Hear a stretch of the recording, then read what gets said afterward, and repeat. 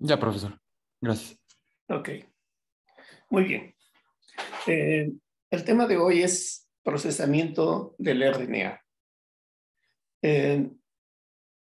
Recordemos que después de que una secuencia ha sido transcrita, esta, en el caso de los eucariontes, se encuentra constituida por una secuencia de nucleótidos que está compuesta por regiones no codificantes y regiones codificantes.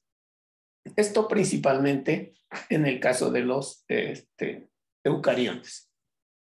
Entonces, enseguida veremos que estas, digamos, regiones no codificantes y codificantes son muy importantes para poder definir el funcionamiento de una proteína.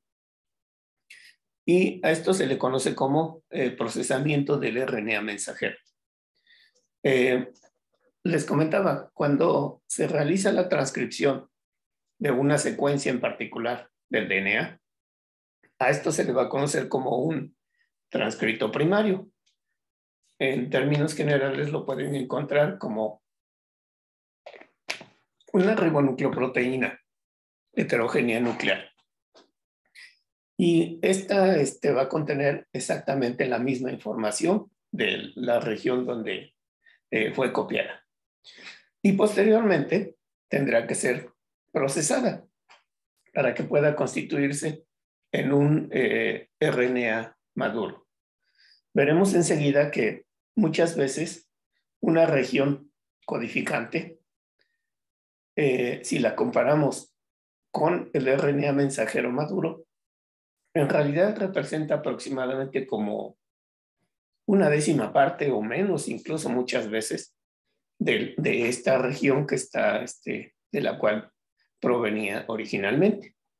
Y bueno, en este caso, parte de este procesamiento implica modificaciones en ambos extremos de la cadena de RNA, el remover esas secuencias que no están codificando y además, en algunas ocasiones,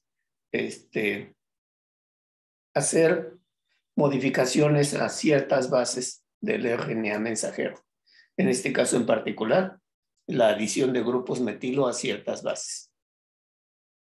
Ya nos platicaron en las exposiciones que realizaron sobre cáncer, que algunas de estas modificaciones son la base de la compactación o relajación del DNA y que finalmente van a poder indicar indirectamente que una secuencia del DNA se está expresando o no, que es lo que nos dieron como eventos epigenéticos. Bueno, procedamos con esto. Entonces, aunque en esta diapositiva nos dice que prácticamente en los RNAs mensajeros de procariontes no hay ningún procesamiento, si ustedes llegan a revisar algunos artículos publicados recientemente o en los últimos 10 años, empezarán a ver que en realidad sí existen algunos cambios en el procesamiento de estos RNAs. Permítanme un momento.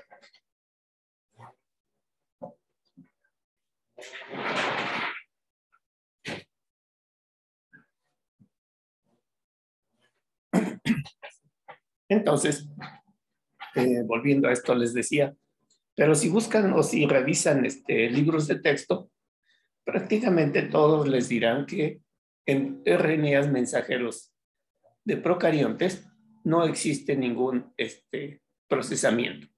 Y de momento lo consideraremos así. Sin embargo, les comento, empiezan a existir algunos reportes en los cuales se hace mención de que en algunos RNAs de ciertos procariontes se han llegado a encontrar, por ejemplo, la presencia de algunas regiones aparentemente no codificantes. Y bueno, algunas diferencias con los RNAs de eucariontes es, por ejemplo, una modificación que sufren los RNAs mensajeros en su extremo 5', 3'. en el cual se agrega una cola de poliadeninas. En este caso, por ejemplo, en los eucariontes, se sabe que entre más grande sea su cola de poliadeninas, aparentemente es mayor su vida media. Sin embargo, en el caso de los procariontes se encontró que si estos RNAs tienen una cola de poliadeninas larga, me refiero a larga cuando se compara entre ellos, porque normalmente son cortitas. Pero si estos tienen una cola de poliadeninas largas, indican en este caso que la vida media de ese RNA mensajero va a ser menor que respecto a algunas otras que tienen colas de poliadeninas más cortitas. Pero bueno, esto eran ciertos comentarios, les decía, que de hecho la vida media de un RNA mensajero en procariontes es de unos cuantos minutos. Y esto porque recordemos que en los procariontes no existen, digamos, organelos propiamente que definan a esta, que limiten o que pongan barreras a las funciones metabólicas que está llevando a cabo este organismo. De hecho, se sabe que muchas veces cuando se está sintetizando un RNA mensajero en un procarionte, tan pronto empieza a aparecer su extremo 5', es captado inmediatamente por un ribosoma e incluso inmediatamente empieza a ser traducido. Es decir, el proceso de transcripción y el proceso de traducción muchas veces se considera que es un evento simultáneo en los procariontes. Mientras que en los eucariontes recordemos que el proceso de transcripción y maduración se lleva a cabo en el núcleo y el proceso de traducción se lleva a cabo en citoplasma con retículo y demás. Entonces, para que pueda existir esto, esos RNAs mensajeros maduros que fueron sintetizados y madurados en el núcleo tienen que ser transportados hacia citoplasma. Muy bien. Entonces, este RNA mensajero primario o transcrito primario, recordemos que en eucariontes todos los RNAs mensajeros son sintetizados por la RNA polimerasa 1. Estos se sintetizan como un precursor o un pre-RNA mensajero. Y les comentaba, es una copia exacta de lo que sería la secuencia del DNA, solamente que en este caso está constituido por ribonucleótidos, a diferencia del DNA, que serían deoxinucleótidos. Y a este compuesto se le llama RNA nuclear heterogéneo. Estos RNAs nucleares heterogéneos, les comento, posteriormente tendrán que ser madurados o procesados para que puedan constituir lo que sería un pre-RNA mensajero. Y bueno, las principales modificaciones que sufre un RNA mensajero para considerarse maduro son adiciones en su extremo 5', que se denomina capping, y que en realidad veremos más adelante que consiste en la adición de una guanosina, una guanina, en la posición 5', y en el extremo 3' consiste en la adición de una secuencia de adeninas. Esta secuencia de adeninas va a variar en longitud dependiendo del organismo del cual estemos hablando. Y recordemos también que puede terminar en diferentes posiciones.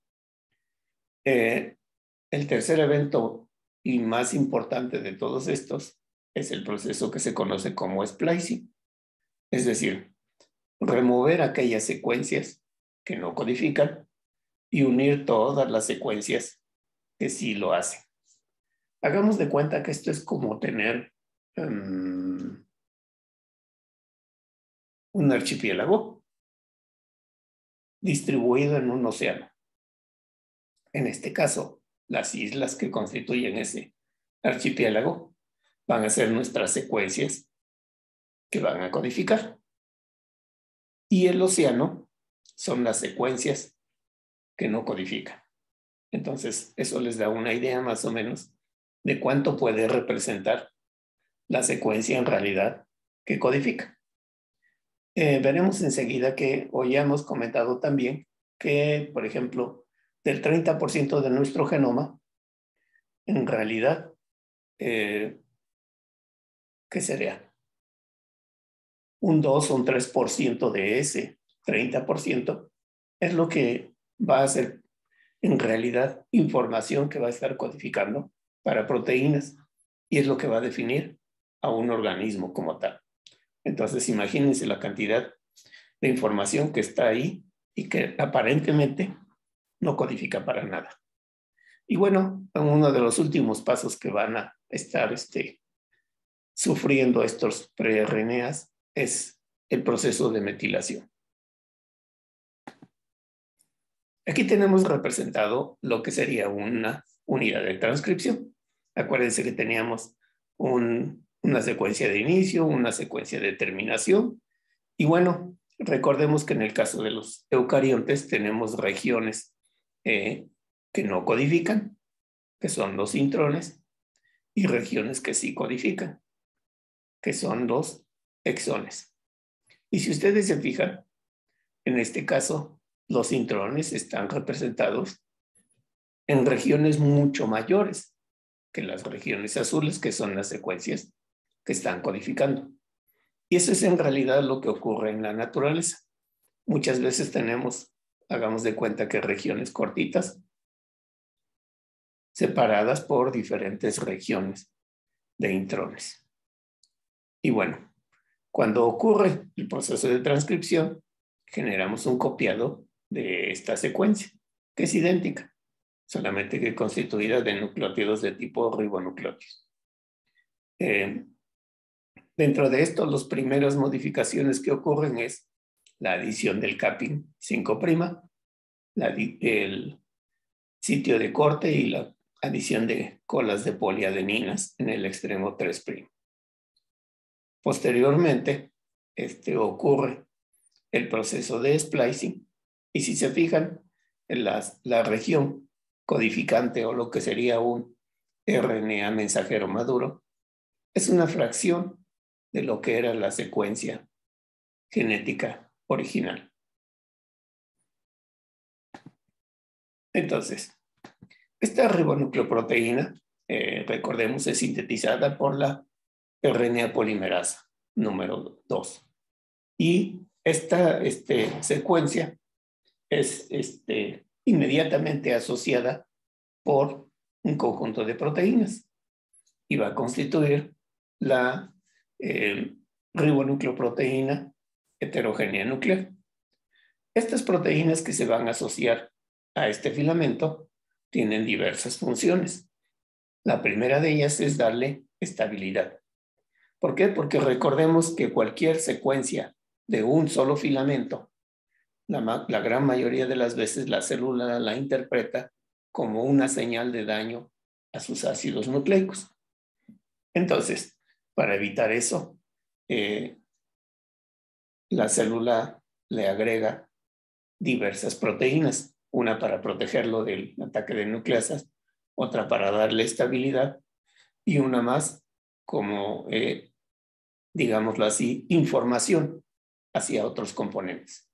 Esta información veremos enseguida que es para que se asocien otras proteínas que van a participar en el procesamiento o para que sea reconocida por proteínas que la transporten hacia citoplasma o la mantengan en el núcleo.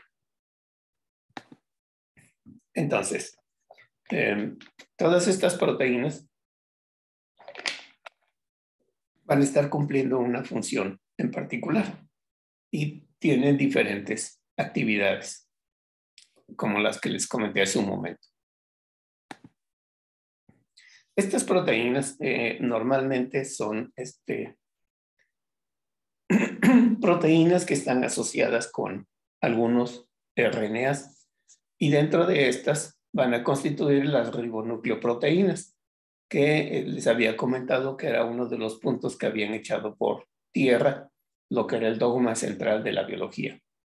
Esto debido a que estas partículas, aunque son RNAs asociados con proteínas, pueden tener función como de enzimas y se les conoce como ribosimas.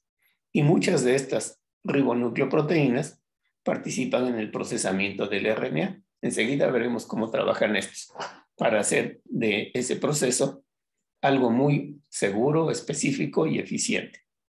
Y bueno, también en muchos de estos participan en los sitios de modificación a las secuencias.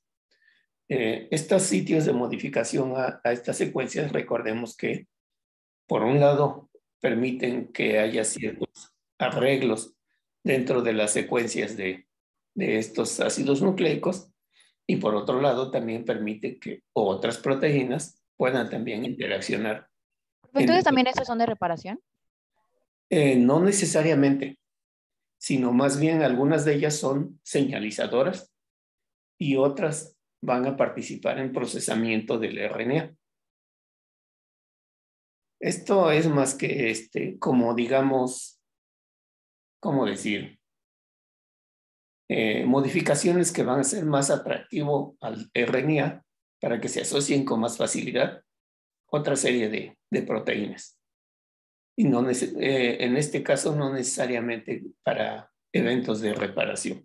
Porque recordemos que en el caso de los RNAs mensajeros, la RNA polimerasa copia y si llega a tener errores, no es capaz de corregirlos. Entonces, tan pronto el RNA mensajero empieza a ser sintetizado, una de las modificaciones principales es que se le adiciona un capping. Cap en inglés es una gorrita, una forma de proteger un extremo. Y mediante esto, con esta señal, es suficiente para que este RNA mensajero sea transportado hacia el citoplasma. En el citoplasma se asocia con otras proteínas y va a constituir la ribonucleoproteína heterogénea nuclear. Y entonces, con todas esas proteínas asociadas ahora, es regresado hacia el núcleo y terminado de procesar para poder constituir una estructura madura. Entonces, en esta posición, ahí es donde sufre una adición de grupos metilo. Y una vez que ha sido modificado, entonces se regresa al núcleo, donde ahora ya puede sufrir el proceso de splicing, es decir, la remoción de las secuencias que no codifican. El capping 5' en realidad es la adición de una guanina, solamente que en este caso es una guanina que ha sido modificada por la adición de un grupo metilo. Y recordemos que normalmente los nucleótidos en cualquiera de estos filamentos se agregan en una sola dirección. ¿Se acuerdan en qué dirección se agregan los nucleótidos cuando se está constituyendo el RNA o el DNA? De 5' a 3' y se pegan en el 3'. Así es, gracias. Entonces, pero en este caso, para proteger ese extremo, se agrega la 7-metilguanosina en una posición invertida, de tal manera que no exponga esos puntos en el cual se pudieran agregar. Y entonces se agrega en posición 5', 5'. Quedan, digamos, como cubriendo ese extremo. Esto lo tenemos representado aquí. Aquí estaría el capping. Y aquí tenemos nuestra cola de polías después de la señal de terminación. Y esta sería la 7-metilguanosina, que estaría constituyendo el capping como tal.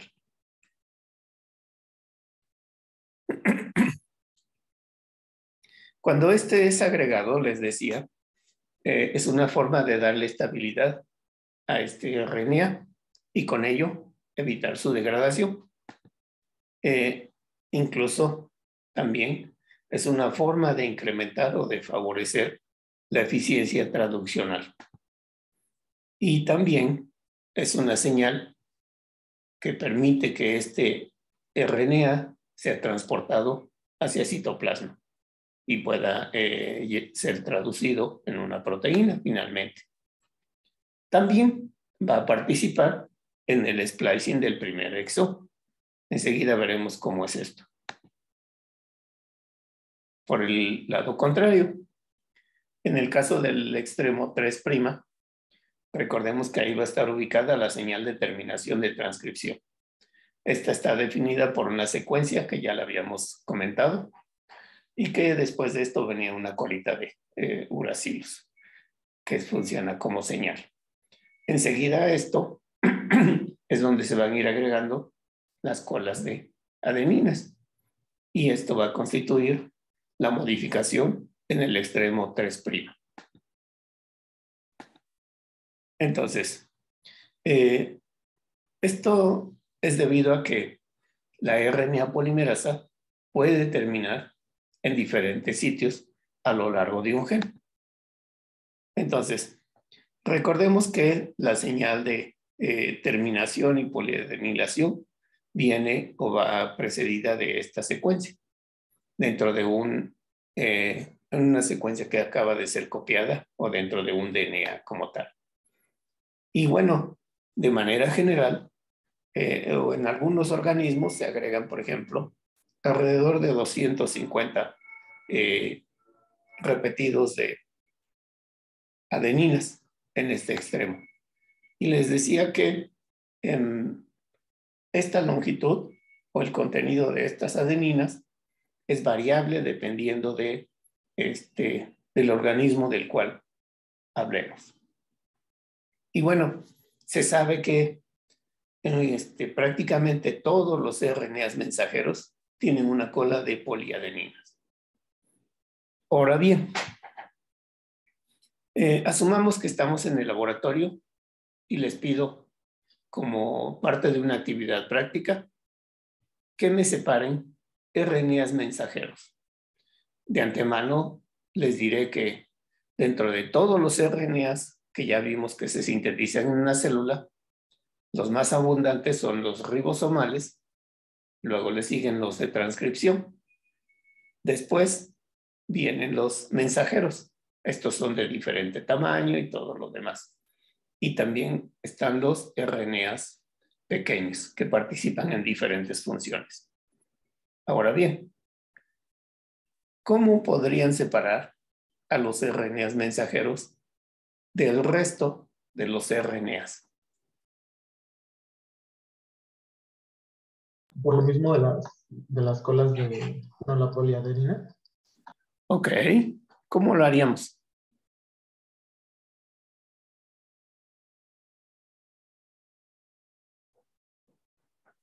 ¿Vas bien?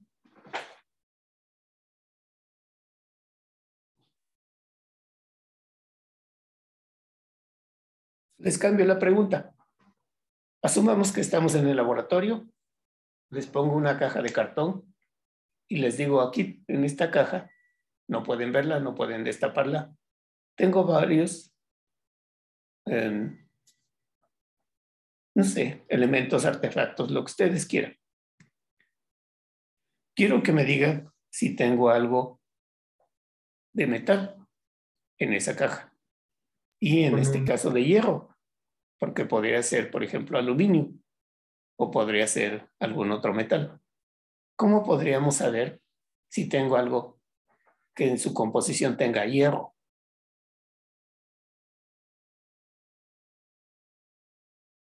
Con un imán. Ok, perfecto. Su compañero nos decía que en este caso los RNAs mensajeros podríamos aprovechar la cola de poliadeninas. ¿Cuál sería nuestro imán? ¿Una cola de timinas? Sí, perfecto. Podría ser una cola de timinas o una cola de uracilos. Recordemos que la adenina se puede pegar a uracilos si estamos hablando de RNAs o con timinas si hablamos de DNA.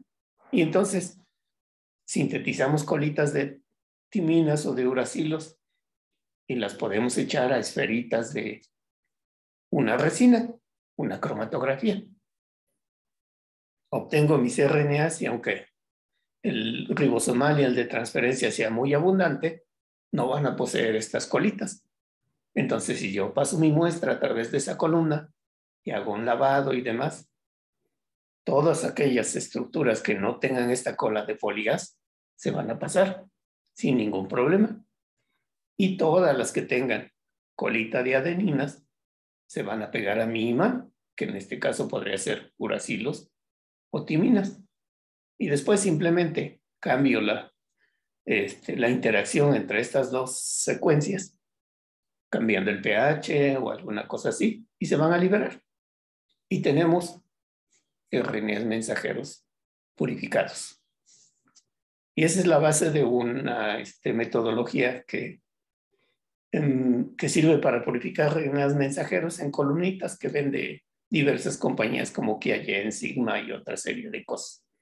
Utilizamos para poder separar, lavamos, eluimos y tenemos RNAs mensajeros y podemos hacer cuantificaciones para ver cuál es más abundante, cuáles se expresan, cuáles no, en una cierta condición en particular. Perfecto. Entonces, les decía que la longitud de las colas de polías va a ser diferente dependiendo del organismo.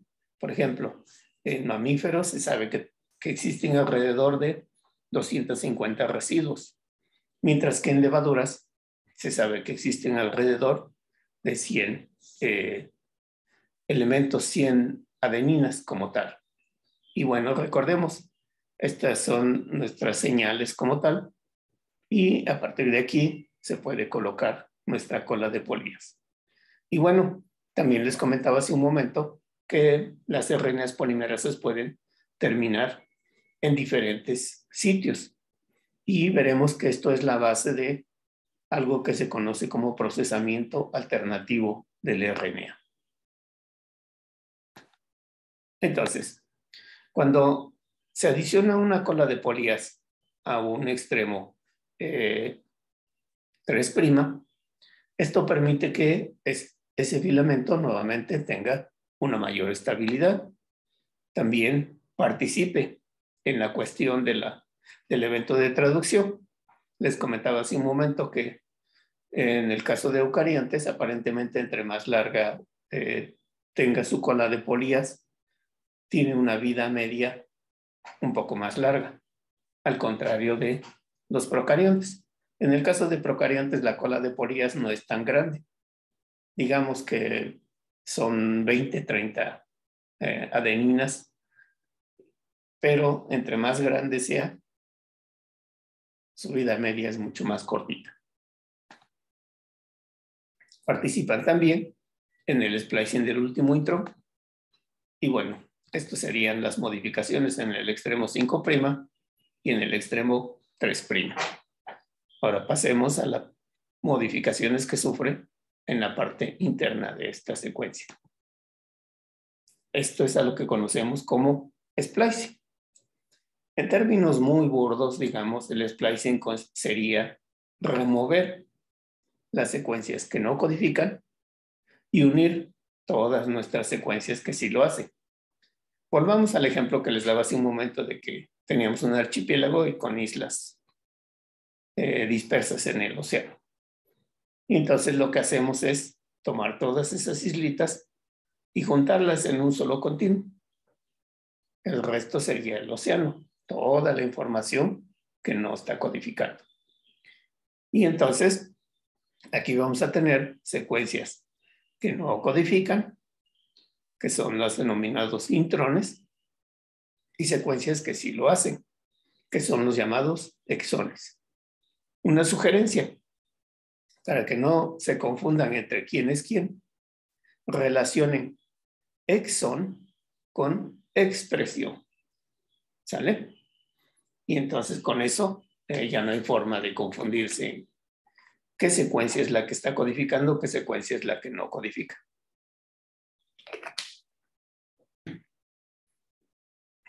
Entonces, este splicing va a tener lugar nuevamente en el núcleo y va a ser llevado a cabo por un conjunto de proteínas denominado spliceosoma. Y este spliceosoma está constituido por un conjunto de proteínas y por algunos RNAs. Les decía que estos son los denominados ribosimas. Y entonces el splicing va a eliminar a las secuencias que no codifican, a unir en un continuo aquellas secuencias que sí lo hacen. Esto es lo que tenemos representado en esta imagen. Las secuencias que no codifican van a ser removidas por nuestro spliceosoma y vamos a ir uniendo en una forma continua todas aquellas secuencias que sí codifican. Se sabe que el spliceosoma es una estructura muy grande y que está constituida por una gran cantidad de proteínas. Alrededor de 100 proteínas constituyen lo que es este spliceosoma. Y también más o menos como 5 RNAs mensajeros, perdón, RNAs pequeños. Estos veremos que son los que van a ser fundamentales para poder saber exactamente en dónde llevar a cabo este evento de splicing. Porque recordemos que si cortamos o dejamos una sola base de más en una secuencia, se va a modificar todo nuestro marco de lectura. ¿Se acuerdan qué es un marco de lectura? Sí, es un tipo de mutación. El cambio en el marco de lectura es la mutación, pero el marco de lectura Es cuando leemos las bases y las transformamos en proteínas. ok, y esto está definido por el inicio y el final. Y recordemos que ese mensaje normalmente lo vamos a ir leyendo en forma de 3 nucleótidos. Entonces ese marco de lectura va a estar definido. Sí, adelante, perdón. Entonces, el marco de lectura, esta es la base del marco de lectura. O sea, aquí es donde se puede hacer lo que es el marco de lectura. Si no se hace bien el splicing, ¿se hace marco de lectura o es al revés? No. Hagamos de cuenta que, digamos, el marco de lectura es la palabra proteína. Sí, o proteínas. Si el splicing no se hace correctamente, digamos que le quitamos la primera P y nos da proteínas, que es una palabra totalmente diferente a la del original. Entonces el marco de lectura significa la secuencia desde el inicio hasta el final. Eso es lo que va a definir un marco de lectura. Y si nosotros agregamos, quitamos alguna letra de estas, estamos modificando el marco de lectura, que es a lo que se refería su compañera como un cambio en el marco de lectura. Y eso sería una mutación. ¿Sale? Sí, gracias. Muy bien. Entonces, recordemos que esto debe de ser muy preciso. Y les comentaba, esto es llevado a cabo por estos RNAs. Enseguida veremos cómo. Entonces, cuando se realiza el proceso de splicing, las regiones que no codifican, recordemos, deben de ser eliminadas o removidas. Y para esto tenemos 2 secuencias que son reconocidas como sitios de splicing. El sitio 5' que se denomina como donador y el sitio 3' que se denomina como aceptor. Estas señales son, digámoslo así, más o menos conservadas entre diferentes organismos. Pero la información que se encuentra entre acá y aquí es muy diferente entre cada organismo. En algunos, por ejemplo, esto es cortito. En otros es muy grande. Enseguida veremos un ejemplo de una proteína de estas, en el cual un solo intrón llega a medir hasta 400,000 pares de bases. Entonces, imagínense este tamañote constituido por 400,000 pares de bases. Entonces, todas las secuencias que están aquí a los lados van a servir para definir ese intro, pero también van a servir para la unión de diversos componentes que participen en ese proceso de maduración. Entonces, les decía, tenemos un sitio donador y un sitio aceptor. Y si ustedes se fijan, por ejemplo, aquí, esta secuencia termina con AG y enseguida iría una G. Aquí tenemos de nuevo la misma secuencia. Si removemos esto y removemos esto, el mensaje sigue siendo exactamente el mismo. Y bueno, aquí tenemos una adenina que se le conoce como sitio de ramificación y que es muy importante para la participación o para que se lleve a cabo la remoción de esta secuencia no codificante.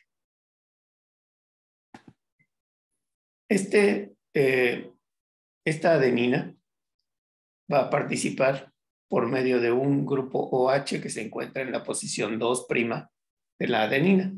Recordemos que en este caso, estas posiciones están definidas por los carbonos de la adenina y no tanto por la direccionalidad de la cadena, como esperaríamos que fuera 5'3'.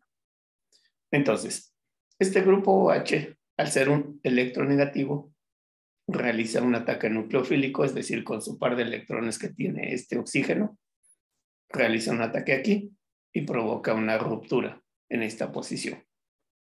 Ahora bien, aquí se ha generado un grupo OH, el cual de nuevo vuelve a hacer lo mismo con el extremo contrario. Y se libera esta estructura que se denomina un laria, que sería como el equivalente a una reata o un, ¿cómo se llama esto? El lazo que utilizan los vaqueros o los charros que realizan suertes en las charrerías. No me acuerdo, pero bueno, en este caso sería una reata como tal. Y bueno, este elemento que ha sido removido normalmente va a ser degradado por una nucleasa y todos los nucleótidos que constituyen este segmento pasarán a formar parte del pool de la célula y los podrán utilizar en cualquier otro evento de síntesis de un RNA. Solo en muy raras ocasiones, si se acuerdan cuando vimos lo que eran los transposones y demás, este tipo de secuencias vuelven a integrarse en otro sitio y se incorporan y quedan como una secuencia repetida. Pero de manera normal, estas secuencias son degradadas y eliminadas. Y todas las secuencias que están en verde más oscuro van a ir siendo unidas, para formar un continuo y generar un mensaje. Entonces, en cada uno de estos puntos se van a unir las ribonucleoproteínas.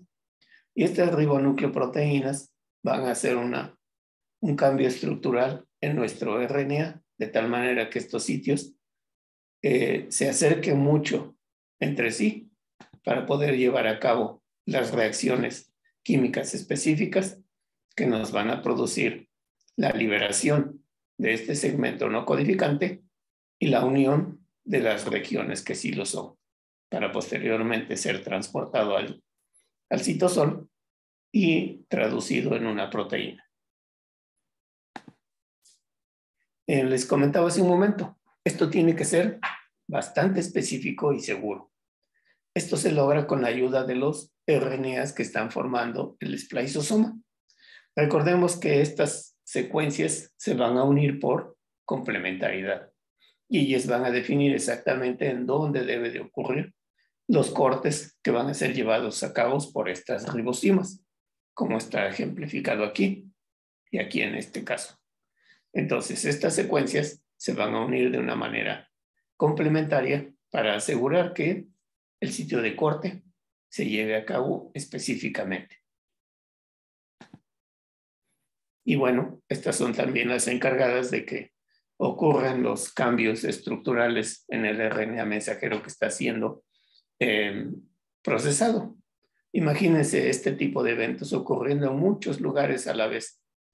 Hay, por ejemplo, una proteína que es la proteína que se obtiene del gen de SCAM de Drosophila, en el cual se sabe que tiene una gran cantidad de intrones y entonces durante ese procesamiento puede dar lugar a una gran cantidad de proteínas como tal. Entonces, cuando ha ocurrido esto y se han removido todas esas secuencias, un evento pendiente es la metilación. Recordemos que esta metilación es la modificación a través de la adición de grupos metilo en ciertas bases. Y bueno, en el caso de los RNAs maduros como tal, se ha encontrado que esto es muy común, es bastante conservado entre ellos. Sin embargo, recordemos que en otro tipo de secuencias, estas metilaciones tienen que ver con el silenciamiento de ciertas secuencias. Se sabe, por ejemplo, que en regiones que son lo que se conoce como islas de CG, los genes están, digamos, metilados. Y dependiendo de la metilación,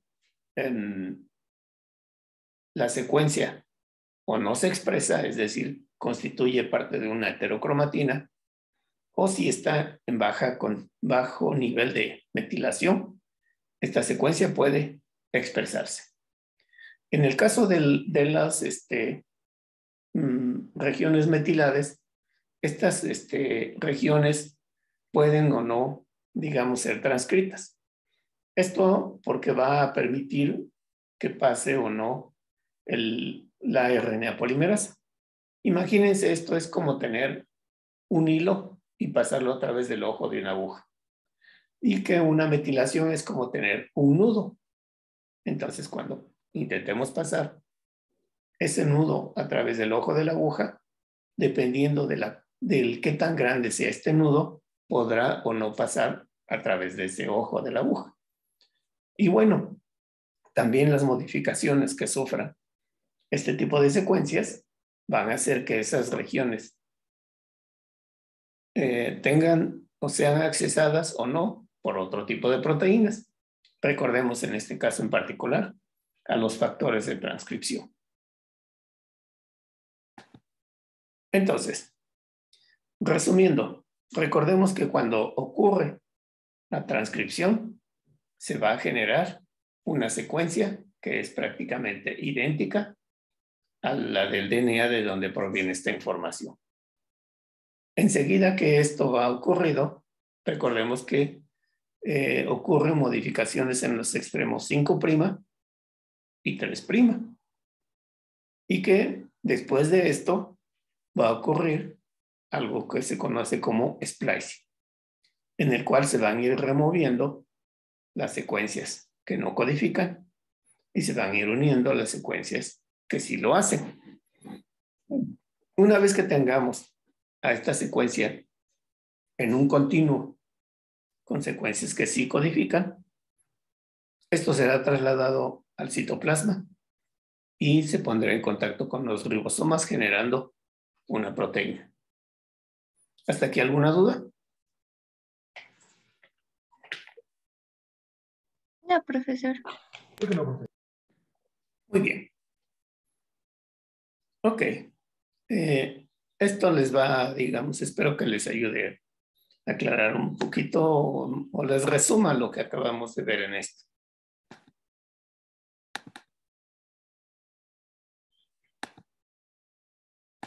Solo espero que me haga caso.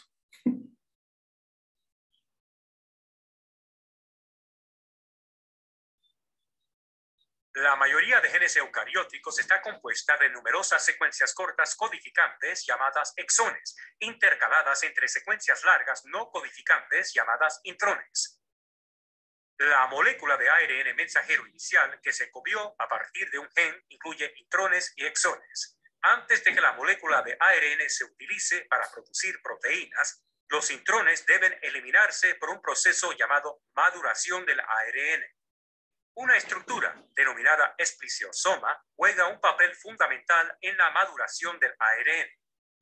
El espliciosoma está compuesto de diversas moléculas pequeñas llamadas SNRNP. Estas moléculas están constituidas por proteínas y pequeñas moléculas de ARN. La formación del espliciosoma comienza cuando un tipo de SNRNP se une al extremo 5' de un intrón y un tipo diferente se une al extremo 3' del mismo intrón. A continuación, otros SNRNP interactúan con el complejo, poniendo en contacto los dos extremos del intrón y haciendo que el intrón forme un lazo. Esto también reúne a todos los SNRNP para formar el espliciosoma completo. A continuación, se escinde el intrón y los exones se juntan o se empalman. Entonces, se deshace el espliciosoma cuando se liberan los SNRNP.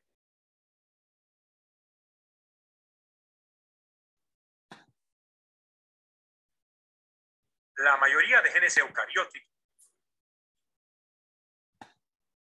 Muy bien. Entonces, el tema que sigue es procesamiento alternativo del RNA. En este caso,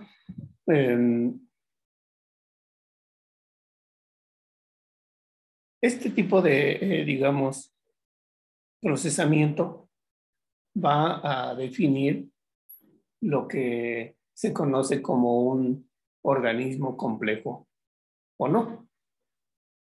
Es decir,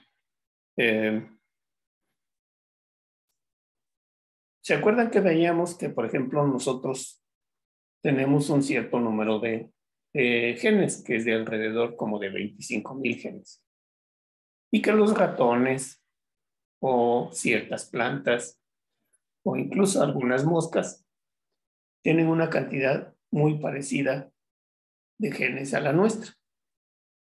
Sin embargo, si nos veíamos como organismos complejos, nosotros lo éramos más en comparación con todos ellos, y más si nos comparamos con un procarionte. Esto era debido a que la información contenida en nuestros genes es suficiente para poder generar a un organismo tan complejo como puede ser un humano. Antes de que se secuenciara el genoma humano, se pensaba que debíamos de poseer como 100,000 genes al menos.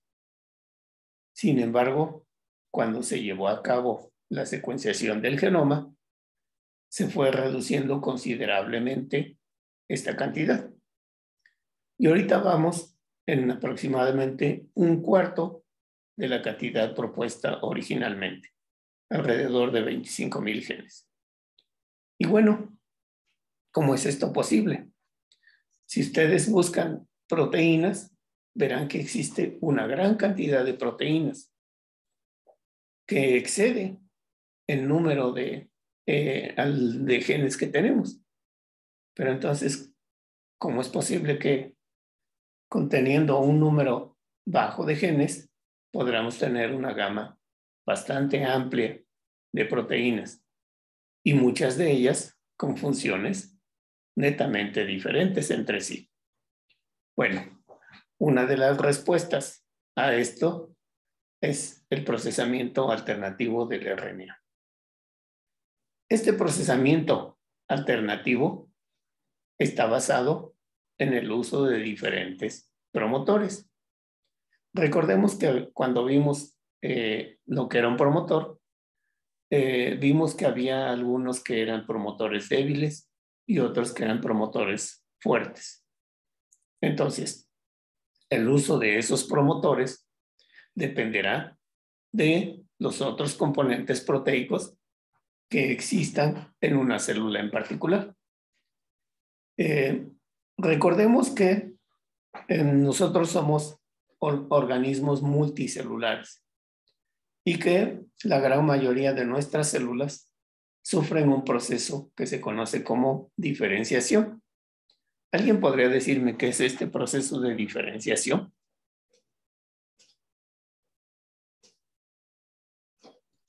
¿Es aquel en el que las células se diferencian hacia qué tipo de células van a ser? Así es. Gracias. Entonces recordemos, todas nuestras células poseen exactamente el mismo genoma. Sin embargo, dependiendo del órgano o del tejido del cual estén formando parte, van a realizar o van a expresar solamente ciertos genes. Y bueno, esto lo van a lograr a través de el control de la expresión por medio de proteínas adicionales. ¿Se acuerdan cuáles son las proteínas que están controlando la transcripción? Es el DNA polimerasa, ¿no? No, la DNA polimerasa es la encargada de copiar al DNA. Pero cuando se realiza la transcripción, ¿se acuerdan que hay otras proteínas que también participan en eso?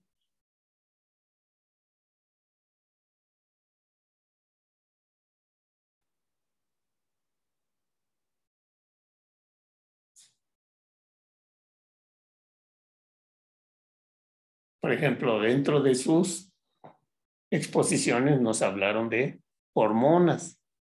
¿Se acuerdan de ello? Sí. ¿Y a estos cómo se les llama en términos generales?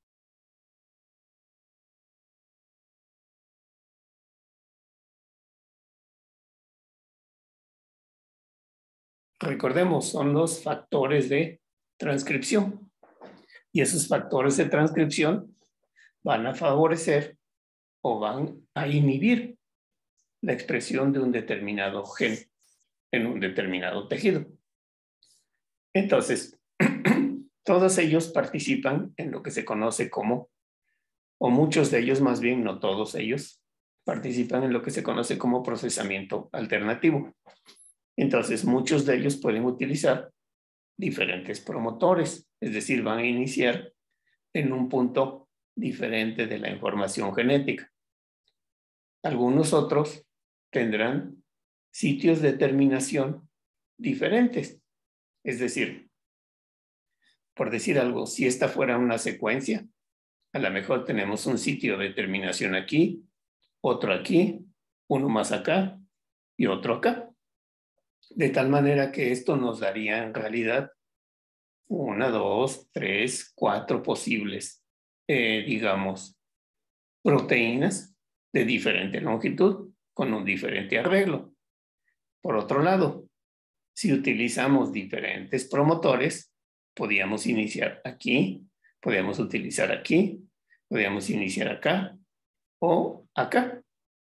Esto ya nos está dando 4 posibles proteínas de nuevo, dependiendo de dónde estemos iniciando ese proceso de transcripción.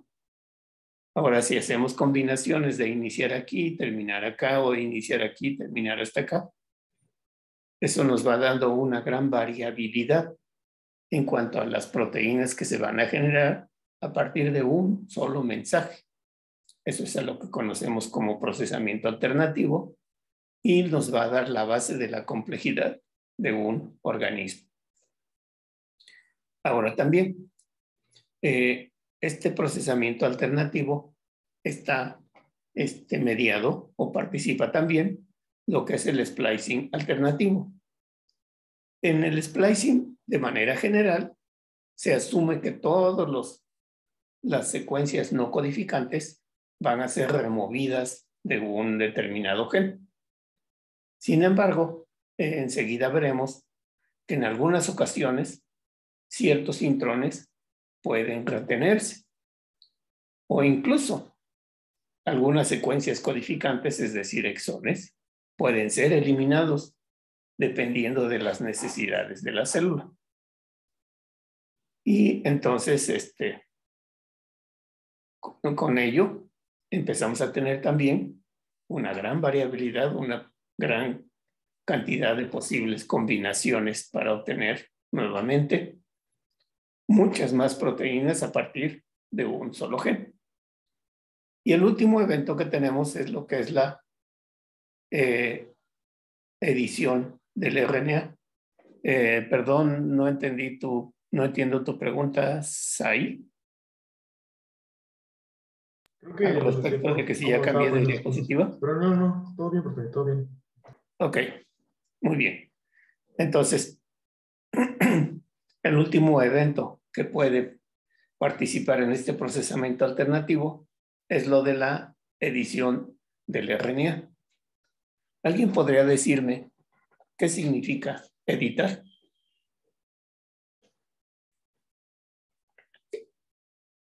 Como modificar, ¿no? Exactamente. Entonces, un RNA mensajero también puede ser modificado. Enseguida veremos cómo se realiza esto. Y esas modificaciones en realidad no provienen de una diferente secuencia en el DNA. Entonces, esto también da alguna variabilidad en el contenido de proteínas de una determinada célula o de un determinado organismo.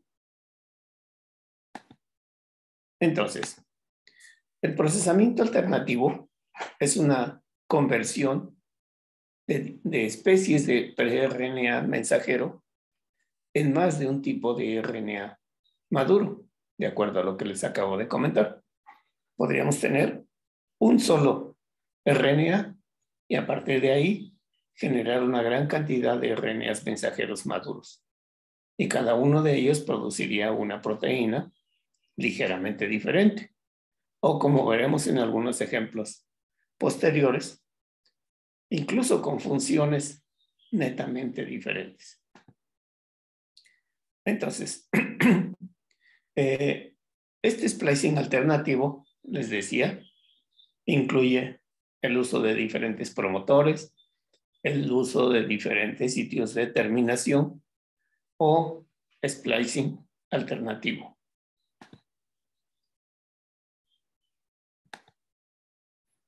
Entonces, el uso de diferentes sitios de terminación, por consiguiente, nos va a dar diferentes sitios de poliadenilación. Y entonces, esto nos va a generar RNAs maduros de diferente longitud. El que tenga una secuencia, diferentes sitios de terminación, es algo muy común en muchos genes eucariontes. Sin embargo, muchas veces alguno de ellos es utilizado de manera más común, que es lo que conocemos como por default. Pero recordemos, la información genética no va a variar de célula a célula. Pero en este caso, la predilección por cierto punto de terminación o cierta señal para llevar a cabo una función en particular vendrá mediada por los componentes proteicos que se estén expresando específicamente en un cierto tejido. ¿Podrían decirme alguna proteína expresada específicamente en un cierto tejido? ¿La insulina? ¿Insulina producida en dónde? ¿El páncreas? El páncreas, exactamente. ¿Alguna otra?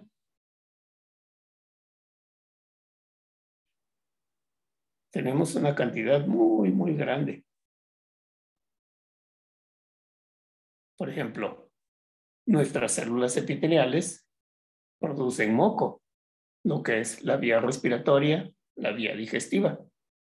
Sin embargo, ¿en qué otro lado tenemos moco? No hay. Pues también en la parte de, ¿cómo se llama? Del estómago, ¿no? Así es, exactamente. Nos protege de... La colitis y así, los que tienen CUSI no producen de forma adecuada ese moco que protege el estómago. Así es. Impide que ciertos organismos patógenos entren en contacto directo con las células, facilita la absorción de nutrientes, no sé, tienen diferentes funciones. Por ejemplo, en las neuronas, ¿no, profesor? También. Muy bien, tenemos proteínas específicas encargadas de esas funciones. Lágrimas producimos solamente en los ojos, excretamos cosas a través del riñón o recuperamos. En el caso de los mamíferos, solamente las hembras producen leche en ciertos tejidos y en cierto momento. No sé, tenemos cabello solamente en ciertos tipos de lugares. Y aunque tenemos vellos o como le quieran llamar en otras partes del cuerpo, esto también se expresa de una manera diferente, tanto en longitud como en grosor. Todo eso son, digamos, procesamientos alternativos de la información genética y se están expresando de manera diferencial en cada tejido. Sí, Paulina nos dice, por ejemplo, hemoglobina. Exactamente, solamente tenemos en ciertos órganos, perdón, en ciertas células que realizan una función específica. Y aunque ese gen de hemoglobina lo encontramos en todas las células, solamente se va a expresar en eritrocitos. Muy bien. Entonces, durante el splicing alternativo, les decía, pueden ocurrir o pueden generarse una gran cantidad de combinaciones de información. Primero que nada, utilizando promotores diferentes. Es decir, podemos tener un promotor débil, pero con los factores de transcripción adecuados podemos convertirlo en algo más atractivo y la polimerasa lo seleccionará. Podemos tener diferentes sitios de terminación y esto nuevamente nos producirá diferentes proteínas con estructuras semejantes, pero en dominios específicos diferentes que le proporcionará características diferentes y funciones diferentes. En algunas ocasiones podremos retener algunos intrones y en otras incluso podemos eliminar algunos exones. Entonces, con este tipo de combinaciones se pueden generar una gran cantidad de proteínas diferentes. Entonces, aquí tenemos una secuencia que está constituida por 3 exones y 2 intrones. Digamos que de manera normal esperaríamos que se eliminaran los 2 intrones y nos produjera una secuencia de expresión constituida por 3 exones. Pero bueno, en este caso, por ejemplo, se ha eliminado un exón y nos produce una proteína ligeramente diferente. Este es un caso, digamos, típico de lo que sería un splicing alternativo. Y bueno, entonces, un exón puede ser excluido o incluido en un RNA mensajero. Este, por ejemplo, es un caso que se estudió por primera vez en un virus. Este es un virus que, o más bien este gen codifica para una proteína que es una proteína antigénica. Y es el virus SB, virus del simio 40. De manera normal, este virus que se crece en células GILA, se encontraba que se expresaba lo que es un antígeno mayor, que sería esta representación. Pero cuando se empezó a crecer este organismo, por cierta razón, en otro tipo de células, se encontró que la relación ahora era de 1 a 1, es decir, cuando se crecía en células GILA, se producía esta proteína 10 veces más que esta otra. Pero cuando se cambió a estas células, se encontró que se expresaba en una relación de 1 a 1. Y entonces, bueno, la pregunta es ¿por qué? Lo que se encontró es que había ciertos factores de transcripción que facilitaban que ciertos componentes del spliceosoma se ubicaran o no en los sitios donadores y receptores de este splicing. Y en base a ello, se favorecía o no la expresión de uno u otro de los antígenos.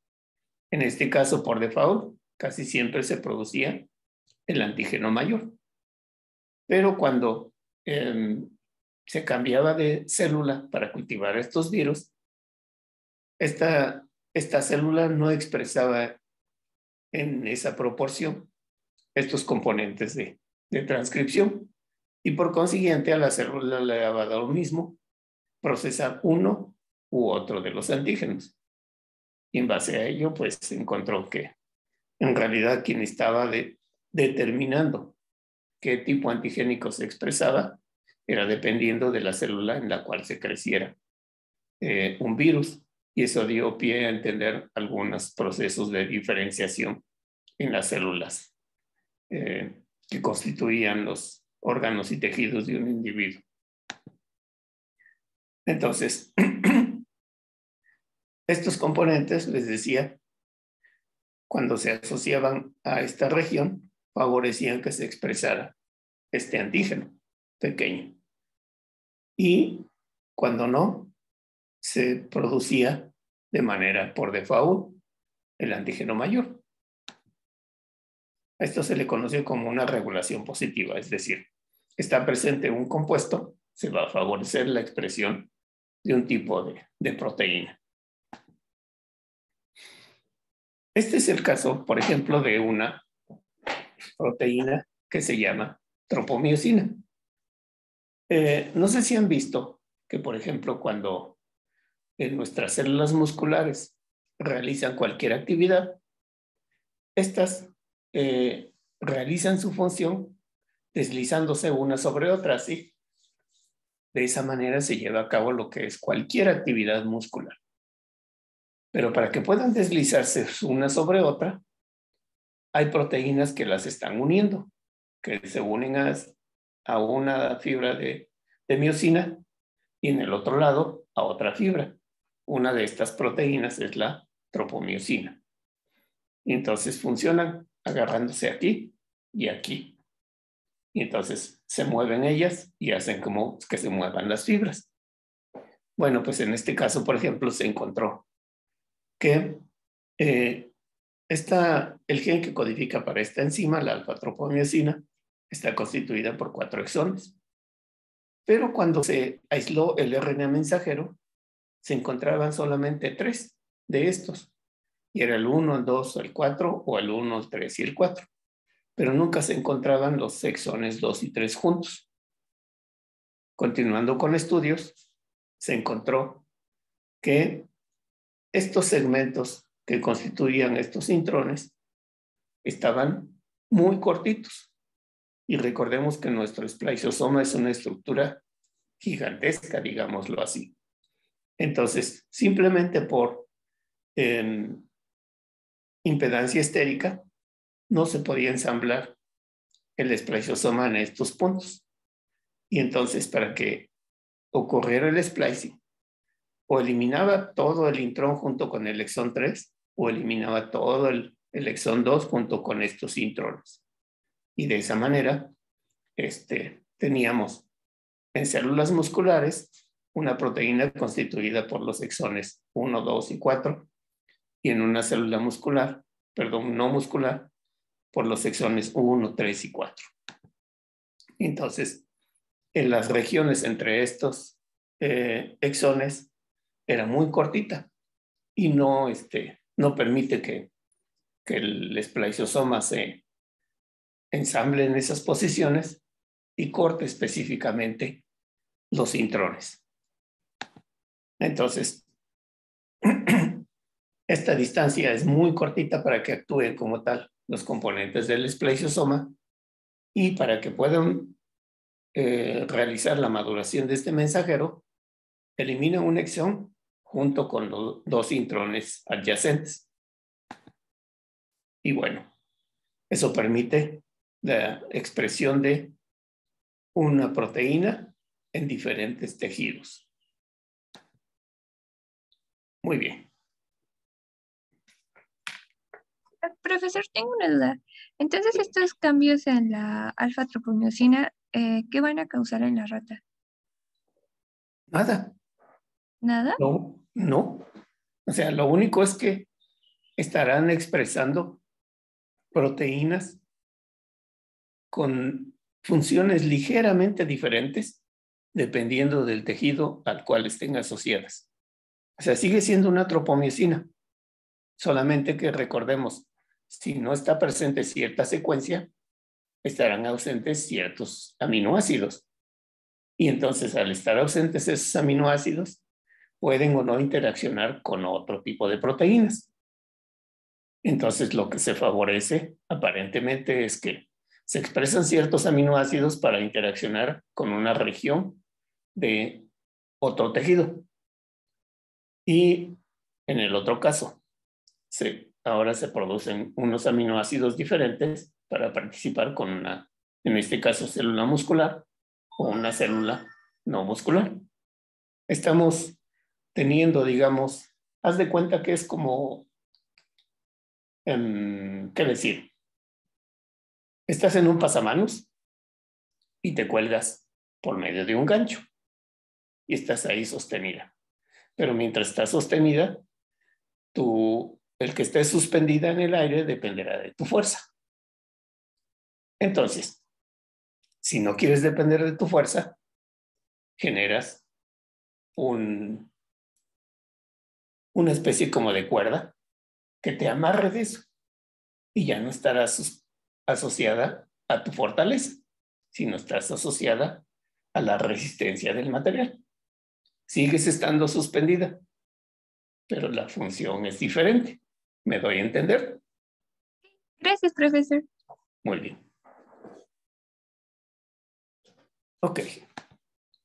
Entonces, este splicing alternativo tiene que ver con muchas cosas. En este caso, por ejemplo, tiene que ver con la definición del sexo en algunos insectos. En este caso, de Drosophila.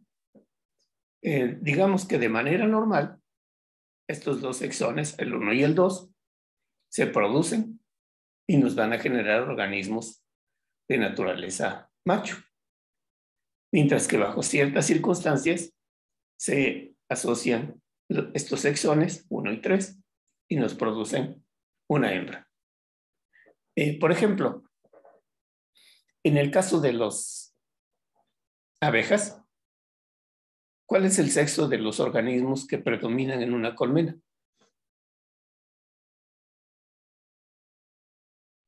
El macho, ¿no? Creo. Así es. ¿Por qué?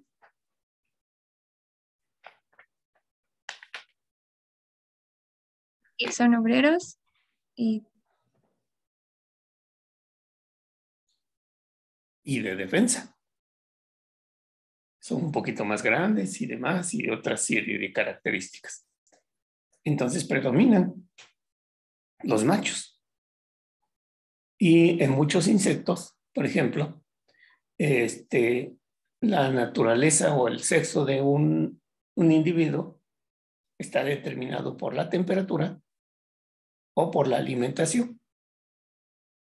Entonces, muchas veces cambia la temperatura y cambia el sexo de la población. En otras, pues está siendo regulado por la alimentación, que sería en estos casos la presencia o no de ciertos componentes que van a favorecer que exista una población. En este caso, ¿se acuerdan de lo que era un enhancer?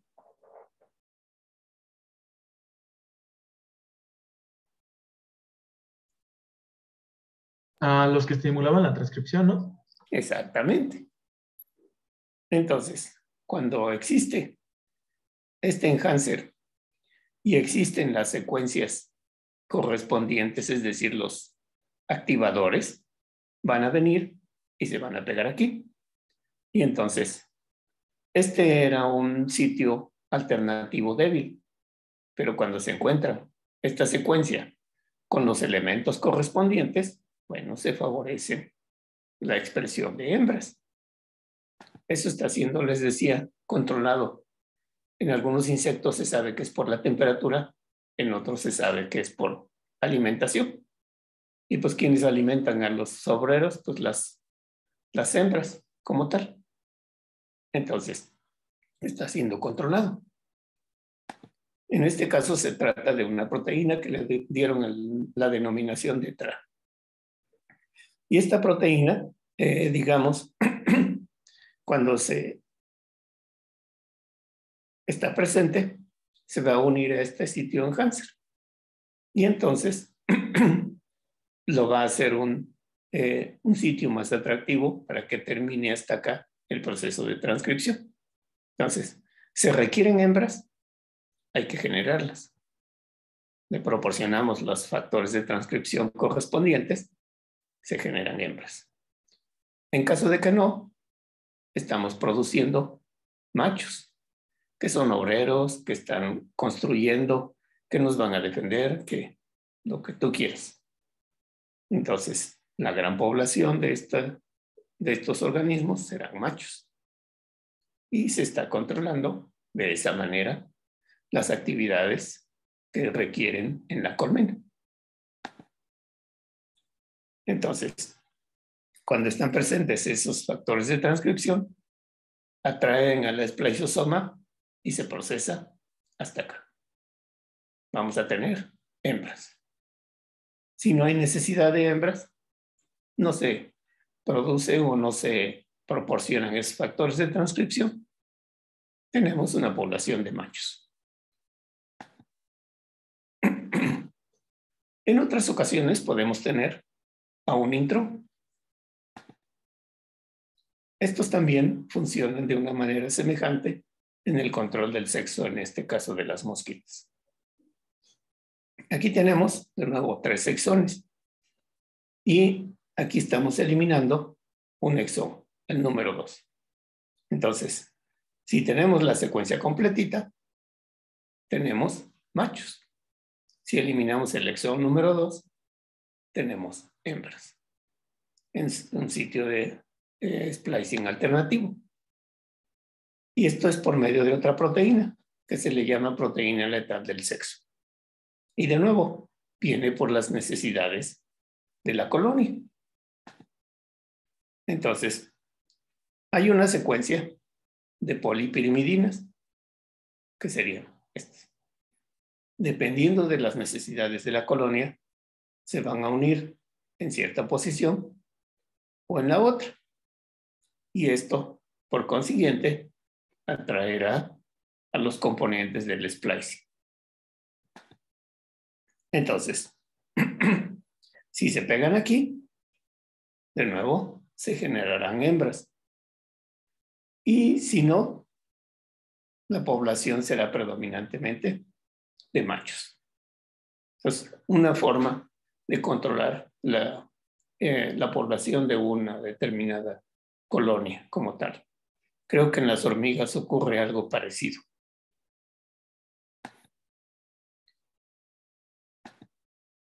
Aquí tenemos algunos ejemplos de cómo funcionan este tipo de cosas. Tenemos combinaciones de diferentes. Vean, este sería nuestro pre-RNA. Esto es lo que les decía hace un momento. Pensemos que estos son islitas en un océano. Y todo lo demás es el océano como tal. En realidad representan fracciones muy pequeñas de toda la información que constituye este gen. En este caso, por ejemplo, aquí se ha eliminado el exón número 3 y nos da hembras. Aquí se han generado todos los exones y nos produce machos. En otras, las proteínas que están participando también están regulando la definición del género de una población. Todos estos tienen nombres, pues, por ejemplo, proteína letal del sexo, proteína transformadora y otra serie de cosas que van a permitir que se controle esto. Entonces, en otras ocasiones, un intrón puede ser retenido. Y bueno, cuando esto ocurre, se producen proteínas que no son del todo funcionales. Y entonces, en base a ello, de nuevo, se está controlando cómo se expresa la función de una proteína o de un gen en particular. En este caso tenemos la proteína TRA, que ya habíamos comentado previamente. Recordemos, por default, en estas poblaciones los machos son la mayoría, pero por ciertas situaciones se va a producir ciertas componentes que nos van a permitir que la población cambie. Este es caso de, digamos, otra proteína que es la tropomiosina. Esta tropomiosina también se encuentra presente en músculo de una gran cantidad de organismos. Y en este caso, vean, tenemos los exones representados por un color verde más intenso y los intrones por un color verde más tenue. Y bueno, en este caso se trata de secuencias en las cuales son removidos exones. Y se va a tener exactamente la misma proteína, solamente que en diferente tejido. Por ejemplo, si removemos el exón número 2, sabemos que la proteína va a estar ubicada en músculo esquelético. Si removemos el 3 y el 10, la proteína está en músculo liso. Si removemos el 2, el 3 y el 10, la proteína se está expresando en fibroblastos. Si removemos 2, 3, 7 y 10, la proteína se expresa ahora, pero en hígado. Y si se movió el 2, el 3, el 10 y el 11, la proteína está en cerebro. Entonces ven cómo a partir de un solo tejido se están produciendo proteínas con funciones ligeramente diferentes dependiendo de las necesidades del tejido involucrado. En algunas ocasiones existen errores, digamos, de lo que sería el splicing o de la maduración de un RNA mensajero. Y este es el caso, por ejemplo, de una atrofia muscular. Esta atrofia muscular es una enfermedad autosómica recesiva y se caracteriza por deterioro en las neuronas motoras, lo que produce atrofia muscular y debilidad. Se sabe que esta atrofia muscular se presenta en 1 de cada 10,000 nacimientos, pero la frecuencia de portador es bastante alta. Entonces, cuando se expresa este gen, existen, digamos, 3 formas de la enfermedad. La forma número 1 es la más dañina. La forma número 3 es la menos dañina. Y se sabe, por ejemplo, que los que están afectados con la forma número 1 normalmente tienen son individuos que van a morir prácticamente en su primer año de vida. Y los que tienen la forma menos severa, bueno, pues pueden caminar y digamos que en relativa forma pueden llevar una vida en promedio normal. Esta atrofia muscular se debe a la afectación de una proteína. Esta proteína se denomina SMN. Y dependiendo de la forma en la cual se presenten, podemos tener dos formas como tal. Y esta afectación se debe a una mutación puntual. Esta mutación puntual origina que un nucleótido cambie. Y recordemos que los sitios de splicing están definidos por un emparejamiento de secuencias nucleotídicas. Y entonces, al no darse este emparejamiento de manera correcta, provoca que exista un salto en ese exón. Esta es la secuencia normal y esta sería la secuencia que va a traer al spliceosoma.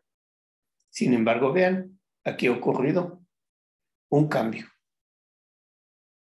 En este caso, en el exón número 7. Entonces, como no ocurre o no es reconocido esto como un sitio de splicing, en esta situación se elimina este exón con todo y intrones. y esto nos va a producir una proteína con una menor funcionalidad. Entonces, digamos, error puntual, vean las consecuencias que tiene, solamente porque recordemos que los procesamientos de estas secuencias deben de ser bastante bien definidos.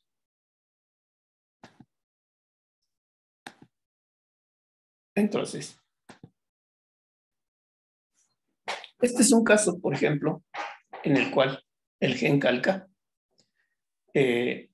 tiene dos sitios de poliadenilación, que sería este y este otro. Y aquí tenemos sitios de procesamiento. Bueno, cuando es procesado de una manera alternativa, vean, si ocurre un sitio de corte aquí, nos produce una proteína que tiene estos, digamos, exones. Y bueno,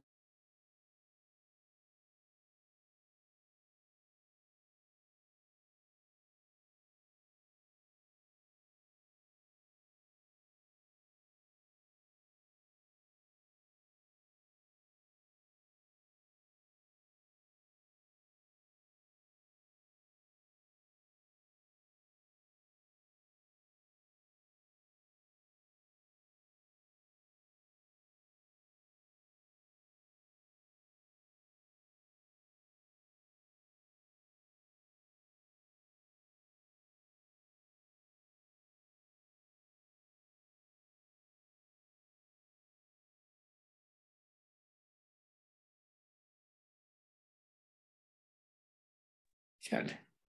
¿Ya nos vemos? Sí, todo bien. Sí, una disculpa a todos. Entonces, les decía, este es un caso de splicing alternativo, en el cual aquí nos produce una proteína que se expresa en células neuronales. Y esta proteína, su función principalmente es enviar señales de dolor y otra serie de cosas. Si ustedes se fijan, las funciones de estas dos proteínas son netamente diferentes. Sin embargo, ambas están o provienen del mismo gen. Entonces, esto es lo que le da la complejidad al organismo como tal, porque a partir de un cierto número de genes se pueden generar una gran cantidad de proteínas que incluso pueden tener funciones totalmente diferentes. Muy bien. ¿Hasta aquí alguna duda? No, profesor. Bueno, No, profe. Muy bien, permítanme, les voy a comentar el caso de la distrofina, que no tengo aquí todavía la diapositiva. Pero bueno, esta es una proteína que mide alrededor de 2.2 millones de pares de bases. Y entonces, en esta distrofina existen 79 exones y 78 intrones. Entonces, imagínense la variabilidad de combinaciones que nos podría producir el procesamiento alternativo de esta sola proteína. Y se sabe que, por ejemplo, el intrón más grande de esta proteína es de alrededor de 400,000 pares de bases. Hay muchos genes que son mucho más pequeños que esta región nada más. Y entonces, pues bueno, se sabe que cuando esta proteína sufre procesamiento alternativo, pues nos puede dar una combinación bastante grande. También se sabe que alrededor del 95% de todos nuestros genes sufren procesamiento alternativo. Hay un caso, por ejemplo, de una proteína que es la codificada por DSCAM en Drosophila. Y en este caso se ha encontrado que puede producir más de 20,000 formas a través de su splicing alternativo. Entonces, eso nos da una idea de qué tan importante es el splicing alternativo. Muy bien. El último punto de este tema es la edición del RNA. Entonces, recordemos, la edición es la modificación del contenido de una información. En este caso, es cualquier proceso que va a ser diferente del splicing y que va a producir cambios en la secuencia de un RNA transcrito. Y estos cambios no van a estar plasmados en el DNA del cual fue copiado. Enseguida veremos cómo funciona esto. Esto fue descubierto originalmente en las mitocondrias de tripanosomas. ¿Han oído hablar de este parásito? Algo. Soma cruzi, ¿no? Sí. Hay varias especies, pero sí, como tal. Y bueno, posteriormente se encontró que en otros organismos también ocurría este tipo de modificación, por ejemplo, en las plantas. O en algunos cloroplastos de plantas superiores, incluso en algunos genes nucleares de diferentes mamíferos, incluidos nosotros. Entonces, esta les decía que es un cambio no muy común en el procesamiento o en la secuencia del RNA. Esto es considerado como una modificación post-transcripcional. Es decir, una vez que el RNA ha sido transcrito, ha sido madurado y demás, ocurre esta modificación.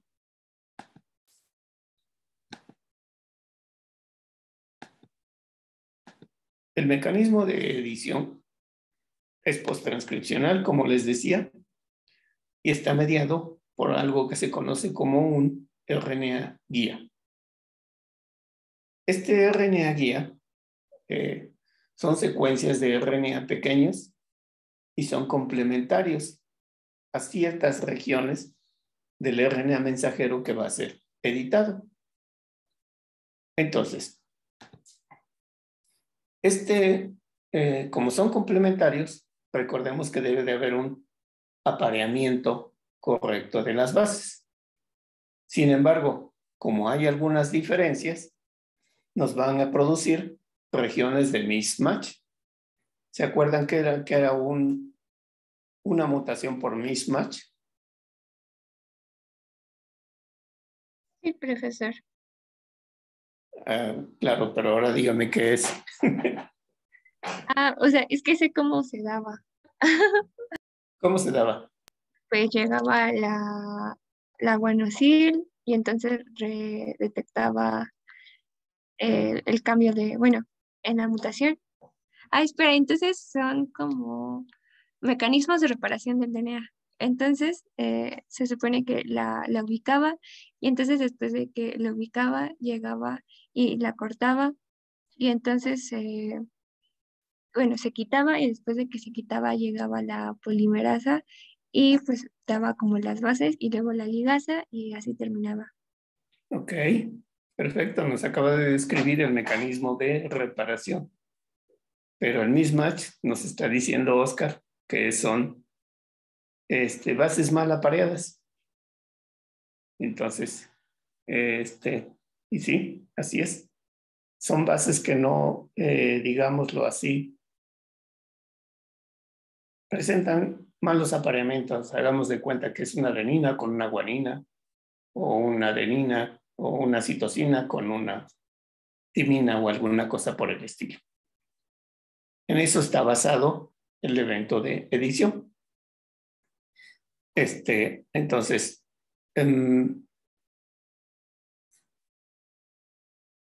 los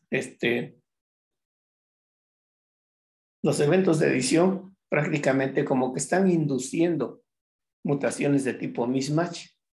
Entonces viene una maquinaria y corrige eso. En este caso, esta maquinaria, de nuevo, como nos comentó su compañera, incluye una endonucleasa y una uridiltransferasa. Y por supuesto, una RNA ligasa para unir todos estos segmentos. Entonces, perdón. Esto induce como mutaciones de tipo mismatch, pero los va a inducir en una dirección contraria a la de la síntesis del RNA o a la de la síntesis del DNA. Es en dirección 3', 5'. Esto está representado aquí. Aquí tenemos nuestro pre-RNA mensajero, el cual se va a topar con un RNA guía.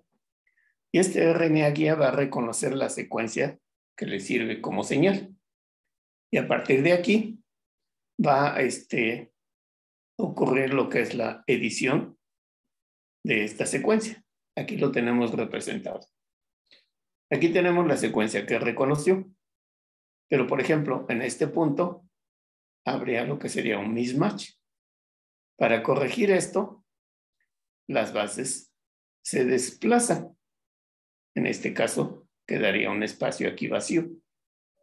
Este espacio va a ser rellenado por la uridiltransferasa. Se me perdió.